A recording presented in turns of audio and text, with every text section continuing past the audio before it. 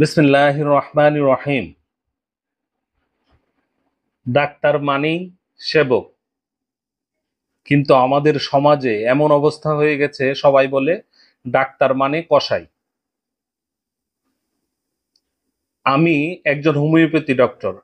আজকে আপনাদের সামনে একজন অ্যালোপ্যাথি ডাক্তারের প্রশংসা করতে আসছি।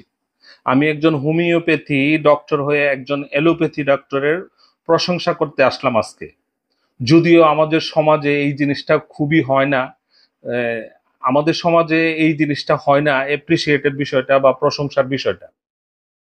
বাট আমার কাছে মনে হয়েছে ডাক্তার মানে সেবক। সেবক নামের যে ওজনটা বাংলাদেশের সব ডাক্তার সেটা বহন করতে পারে না। উনি সেই ওজনটা বহন করতে পারে। এজ এ ডক্টর আমার ফিল হয়েছে উনি এই ওজনটা বহন করতে পারে, তাই আজকে ওনার প্রশংসা করতে আসলাম।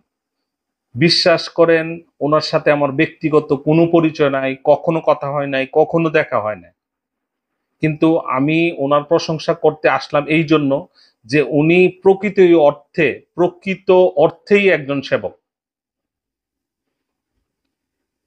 উনি হচ্ছেন আপনাদের সবার প্রিয় সবার পরিচিত, অতি সাধারণ, অতি ডাউন টু ওয়ার্ক একজন মানুষ, খুবই পোলাইট একজন মানুষ, একজন সুন্দর মনের মানুষ, পরিচ্ছন্ন একজন মানুষ। Doctor Nobel. ডক্টর নোবেল স্যারকে আমার পক্ষ থেকে অনেক অনেক শুভেচ্ছা যে আপনি এইভাবে সেবা দিয়ে যাচ্ছেন। আর আমি সব সময় দোয়া করি স্যারকে আল্লাহ নেক হায়াত দান করুক, উনি যেন আমৃত্যু এই সেবক নামের ওজনটা বহন করে যেতে পারেন।